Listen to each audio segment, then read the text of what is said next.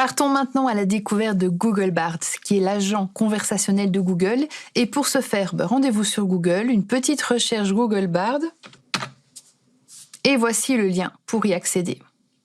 Bard est une nouvelle IA de langage qui se positionne comme une concurrente directe de ChatGPT. Il est présenté par Google comme étant conçu pour aider les utilisateurs à développer des idées en fournissant des réponses détaillées à leurs requêtes. Bard est actuellement gratuit et il est disponible en 40 langues, mais il est toujours en phase d'expérimentation. Il risque donc de donner des réponses incorrectes ou inappropriées. Il va donc continuer à s'améliorer, à se développer au fil du temps. Et il n'est pas impossible qu'à l'avenir, Google propose également un abonnement payant sur le modèle de ChatGPT+. C'est en tout cas une piste qui est envisagée par le directeur de Google, Sundar Pichai. Pour accéder à Google Bard, il vous faut un compte Google et une fois connecté, vous arrivez sur cette interface-ci. Première constatation quand on arrive sur Bard, eh bien je trouve que Bard a une interface plutôt élégante. Peut-être plus agréable à l'œil que celle de ChatGPT. Je dis pas peut-être, moi je trouve en tout cas personnellement que c'est le cas. Et la mise en page des réponses qu'il nous apporte favorise une lecture agréable. On retrouve ici aussi des propositions de requêtes, de demandes, mais je trouve que ces propositions de Google Bard sont beaucoup plus intéressantes qu'ailleurs, parce qu'ils sont là aussi pour vous aider à voir comment, pour telle demande, créer un bon prompt. Comparer et distinguer. Donc si c'est ce que vous voulez faire en venant ici, ou comprendre de nouvelles tendances, ou découvrir une nouvelle langue. Donc on va voir comprendre et distinguer. Je clique dessus, et contrairement à ChatGPT ou Copilot, où la réponse va directement être générée, ici le prompt complet s'affiche d'abord dans un premier temps. Et en fait, Bard veut nous montrer que pour ce genre de requête, donc dans ce cas-ci, quand on souhaite définir, comparer, classer quelque chose, voilà un prompt bien fait. Et donc ici, on propose de définir, comparer et classer les crèmes glacées, les yaourts glacés, les glaces à l'italienne, les glaces à l'eau et les sorbets selon tels critères, le goût, les calories et le prix. Ensuite, on lui dit « tu connais très bien le sujet et tu n'hésites pas à faire des recommandations précises et exprimer un point de vue. Présente ta réponse sous forme de tableau organisé de façon logique et facile à lire, sois concis. » Ça vous dit quelque chose? En fait, on retrouve ici les conseils et bonnes pratiques que je vous ai partagés auparavant dans la vidéo pour créer un prompt parfait. Et si je ne suis pas intéressée par les crèmes glacées, les yaourts et tout ce qui s'ensuit, je viens juste remplacer ce qui est en bleu par autre chose ainsi que les critères. Et mon prompt est prêt à être envoyé. Et ça, je trouve que c'est vraiment malin et super utile. Donc, allez découvrir ceci. Et puis, vous pouvez actualiser les exemples aussi. Comprendre comment s'organiser. Voilà, explique-moi comment trier son linge efficacement. Tu es un professionnel de l'organisation domestique. Donc, on lui donne un rôle, une fonction. Tu aides les gens à lutter contre le désordre et à instaurer une atmosphère calme et paisible chez eux. Écrit dans un style apaisant et rassurant, motive le lecteur. Comment créer une routine de rangement pour que ma maison soit bien rangée. Tu es coach en organisation de la maison. Découvrir des lieux à visiter. Quels sont les meilleurs parcs à Barcelone? Tu es un guide touristique et je peux changer Barcelone, je peux changer parc également. Mais idéalement, dans le prompt, on lui dira tu es un guide touristique habitué à trouver les endroits les plus intéressants et les plus populaires d'une ville. Présente-moi de façon détaillée les meilleurs parcs de cette ville en décrivant chacun brièvement et en indiquant pourquoi il vaut la peine d'être visité. Crée un argumentaire de vente pour une offre en one-to-one dans tel domaine.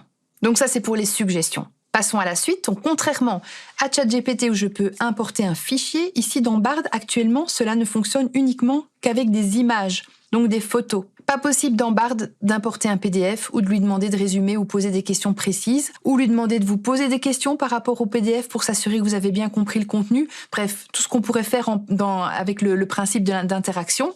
Ici, on est encore limité. Je peux lui donner la photo de ma plante pied d'éléphant, comme on l'a fait dans ChatGPT, mais rien d'autre. Essayons une première requête et pour comparer avec ChatGPT, je reprends la question qu'on lui avait déjà posée, la fameuse question « Qu'est-ce qu'un aimant à client ?»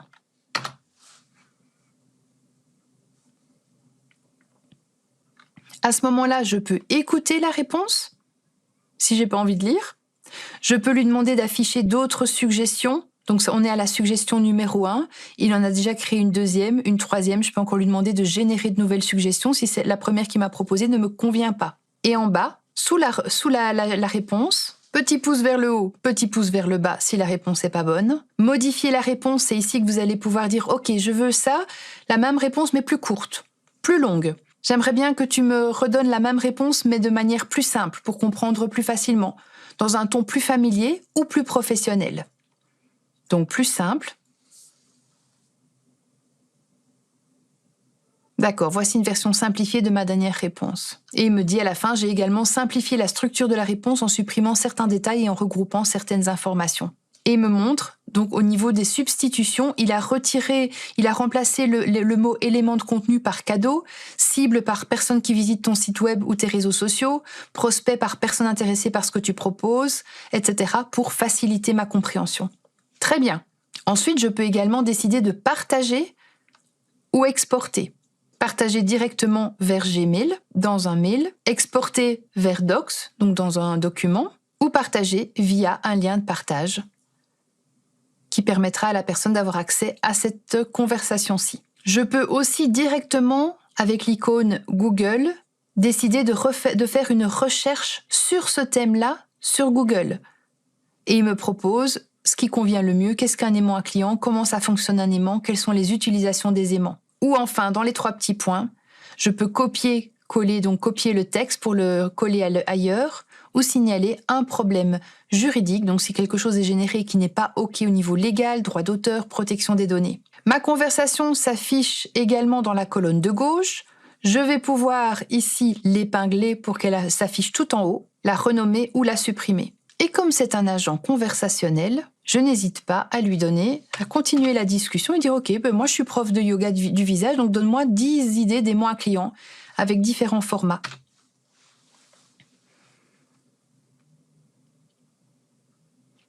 Voici 10 idées d'aimants à clients pour les professeurs de yoga du visage avec différents formats. Là, c'est top, parce qu'il me montre même des photos d'un guide gratuit sur le yoga du visage avec un exemple et un lien sur Amazon, en expliquant ce que peut couvrir comme sujet ce guide, ou une checklist de yoga du visage. Ça, c'est génial. Un e-book sur le yoga du visage, une formation en ligne sur le yoga du visage, ou un essai gratuit de cours, un programme de fidélité, un concours, un tirage au sort, une carte cadeau, accès à une communauté en ligne sur le thème du yoga.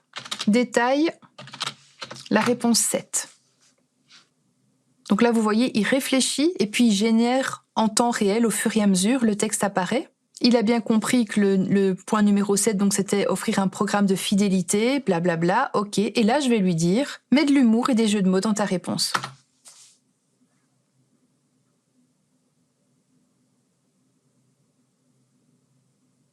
Nommez votre programme de façon humoristique. Par exemple, vous pourriez l'appeler le club des visages heureux, les sourires du yoga du visage ou les grimaces du bonheur. Voici quelques exemples de récompenses amusantes que vous pourriez offrir. Une séance de yoga du visage avec un masque à l'odeur de banane. Une inscription gratuite à un cours de yoga du visage pour animaux de compagnie. Ok. Et alors il met à la fin, voici quelques exemples de jeux de mots que vous pourriez utiliser dans votre marketing. Notre programme de fidélité, c'est le must pour avoir un visage de star. Rejoignez notre programme de fidélité et faites grimper votre sourire en flèche. Ok, super. Il me reste encore juste à vous montrer, ici à gauche, vous avez donc toute votre activité dans Bard. Tout ce que j'ai demandé aujourd'hui. Donc en fait, c'est avoir accès à tout mon historique. Dans Paramètres, je vais pouvoir choisir le thème sombre, mais aussi qu'il réponde à la fin de l'opération. Pour le moment, il répond en temps réel, au fur et à mesure qu'il génère sa réponse, et je peux lui demander qu'il réponde tout d'un coup. Donc maintenant, je vais lui demander autre chose. Donc, créer une chanson pour célébrer l'équipe de mon entreprise, Marketing Digital. Elle est composée de 4 personnes. Marie, Marilyn, Christelle. Marilyn est ma comptable. Christelle s'occupe du montage de mes vidéos. Pascal s'occupe des photos. Compose la chanson pour les mettre à l'honneur. Et là, vous allez voir, il va réfléchir et il va seulement générer la réponse d'un seul coup quand il a terminé de répondre. Donc là, ça peut prendre un petit peu plus de temps, quoique. Voilà, avec le refrain, Marketing Digitalia, c'est une équipe de choc. Marie, Marilyn, Christelle et Pascal, on ne les voit jamais se tromper. Blablabla, Marilyn notre comptable. Et je peux également lui demander de comparer dans un tableau le format de story et des carousels Instagram. Super.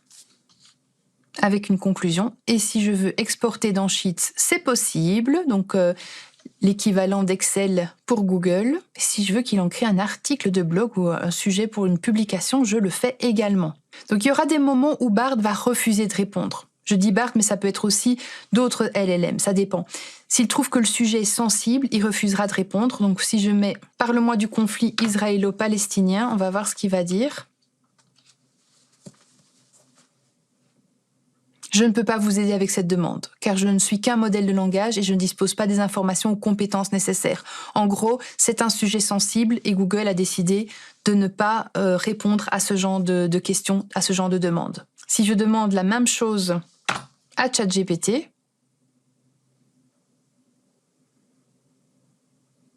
il m'explique tout l'historique sans problème. C'est en anglais, mais bon. Et j'ai testé également sur Copilot aussi, il me propose une réponse. Alors, pour BARD, je pourrais me limiter ici. Mais il y a plusieurs choses hyper intéressantes que j'aimerais vous montrer.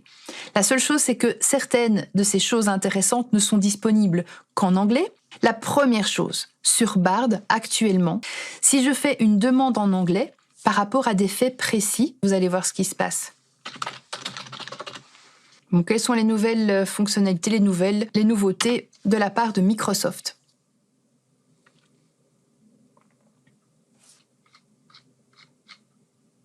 Et là, il y a une chose qui va se passer. Soit, quand je vais cette fois-ci, comme c'est en anglais, quand je vais sur l'icône Google, il ne me propose pas de faire une recherche Google, mais de vérifier la réponse. Je clique dessus, il va analyser à nouveau sa réponse. Voilà.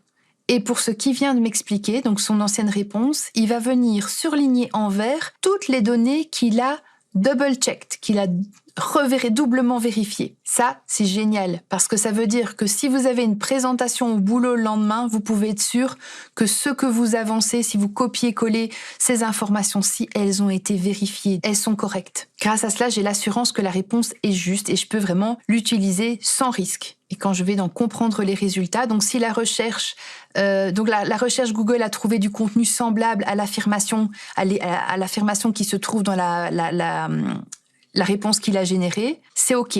Par contre, la réponse qu'a générée BARD, après il y a une recherche Google pour vérifier cela derrière, mais ils ont trouvé un contenu qui est probablement différent ou du contenu qui n'est pas pertinent par rapport à ce qui a été dit et donc il se sera surligné en orange et là, à ce moment-là, c'est mieux de ne pas utiliser cette information-là. Alors, 2 cas de figure. Soit il génère la réponse et vous devez venir cliquer vous-même, vérifier la réponse, ou alors il le fait automatiquement et au même moment, simultanément où il génère la réponse, vous allez déjà voir tout ce qui se surligne en vert ou en orange. Et si je clique dessus, vous voyez directement l'endroit où il est allé vérifier la véracité de ces informations. Ça, c'est pas négligeable. Surtout avec la grosse problématique autour de l'IA, qui est justement le risque de se tromper, des erreurs, des hallucinations. Donc ça, c'est la première chose intéressante. Et donc actuellement, cette fonctionnalité, elle n'est pas disponible quand on fait une demande en français. Il faut vraiment, pour y avoir accès, faire une demande en anglais. Ou alors, si vous faites la demande en français, vous devez aller faire après vous-même une recherche Google pour vérifier que ce qui a été généré comme réponse par BARD est bien correct. Deuxième chose. Il s'agit des extensions de BARD. Donc les extensions proposées dans BARD. Mais pour cela, actuellement, j'ai besoin que la langue de mon compte soit en anglais. Et voilà à quoi ressemble l'interface de BARD en anglais.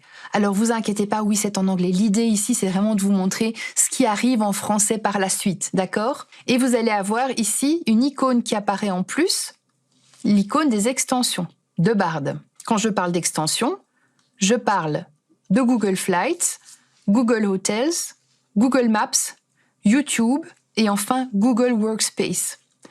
Donc je vais les activer. Là, elles sont déjà activées.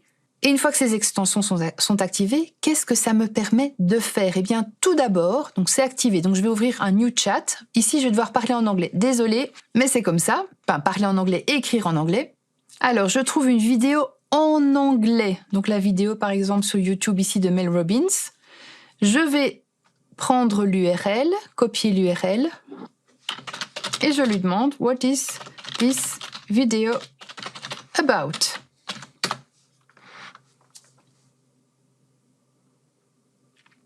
This video is a guided meditation, c'est de la méditation guidée qui vous aide, etc., blablabla. Bla bla. Ok, génial. Give me the complete script of the video. donne-moi le script complet de la vidéo.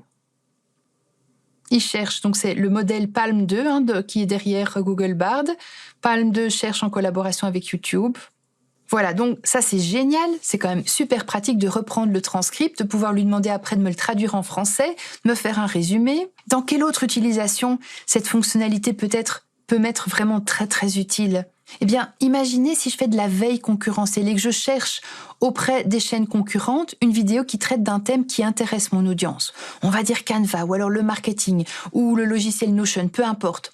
Je trouve une vidéo super bien faite, avec des milliers de commentaires, eh bien, je vais demander, après avoir donné l'URL de la vidéo à Bard, je vais lui dire « Liste-moi toutes les questions faites dans les commentaires ».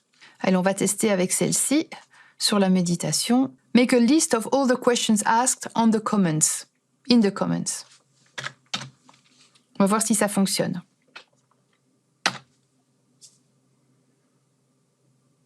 Donc là, on n'est plus dans la vidéo, il est en train de, voilà, toutes les questions. Voilà toutes les questions posées dans les commentaires de cette vidéo YouTube. C'est génial.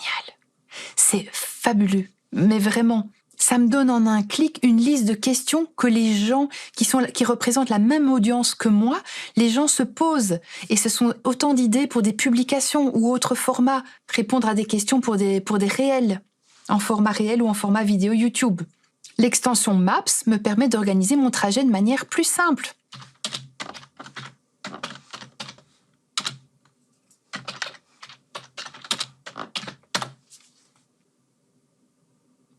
Quelle route pour conduire de Bruxelles jusqu'à Lyon en passant par Troyes? Et là, directement, il me fait la recherche en me disant que la meilleure route, etc., c'est via blablabla. J'ai directement accès à Google Maps, je peux zoomer. Et puis, on est toujours dans la discussion. Donc, where can I stop in the... Et je lui demande où est-ce que je peux m'arrêter au milieu du chemin pour manger dans un restaurant gastronomique. On va voir ce qu'il me répond. Et voici des restaurants gastronomiques où vous pouvez vous arrêter sur votre chemin de Bruxelles à Lyon. Et je pourrais lui demander également où m'arrêter pour recharger ma voiture électrique, ou voir un beau paysage, ou visiter une vieille église, peu importe. Vous voyez, donc c'est vraiment quand même fabuleux. Ensuite, il y a également pour chercher des vols ou des hôtels. Mais ce qui est intéressant aussi, c'est l'extension par rapport à Google Workspace, qui vous permet, donc une fois, je vous montre ici, donc celui-ci, qui vous permet, une fois que vous êtes connecté à votre compte, qui va vous permettre de discuter avec Bard et de lui poser des questions par rapport à vos différents fichiers qui sont dans Docs, les fichiers qui sont dans votre Drive ou même vos emails qui sont dans Gmail. Un exemple, toujours en anglais. Voilà, je lui ai demandé quel est le dernier document que j'ai mis dans mon Drive. Il met le dernier document, c'est réponse à Cécile. Soit je clique dessus. Donc, c'était un document PDF que j'ai fait pour répondre à une de ces questions. Donc, voilà, elle me posait une question par rapport pour associer une page Facebook à son compte Instagram. Donc, je lui avais fait un beau document comme ceci pour lui expliquer la marche à suivre. Et je lui demande de quoi ça parle. Et il me fait un petit résumé. Réponse, Judith procure des instructions, comment associer son compte Instagram avec sa page Facebook. Après, je pourrais lui demander, donne-moi un résumé du mail reçu par le notaire untel. Donc, je vous montre ici des exemples pour que vous voyez la fonctionnalité en action, mais bien sûr, il y a des requêtes encore plus utiles et intéressantes à faire avec cette fonctionnalité-là. Et troisième chose géniale, qui n'est pas encore disponible, qui est juste en phase test, mais seulement pour certains ordis en anglais. En fait, Google est en train de tester l'intégration de Bard dans le moteur de recherche Google. Et ça va être extraordinaire. Donc, c'est pas disponible actuellement. Mais voici la vidéo de démo qui a été partagée par Google. Alors, c'est une vidéo teaser qui va très très vite, mais je vais arrêter la vidéo à un certain moment pour que vous puissiez apprécier à sa juste valeur le potentiel de ce qui arrivera dans le futur. Voilà la vidéo.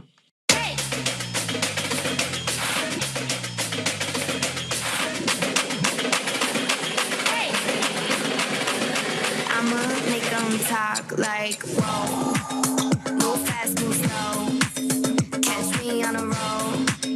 Come say hello. 3, 2, 1, let's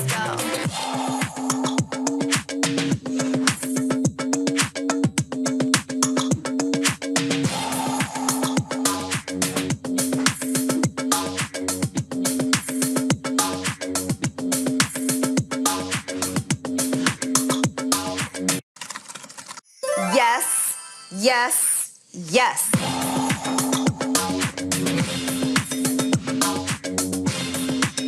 Come say hello. 3, 2, 1, let's go.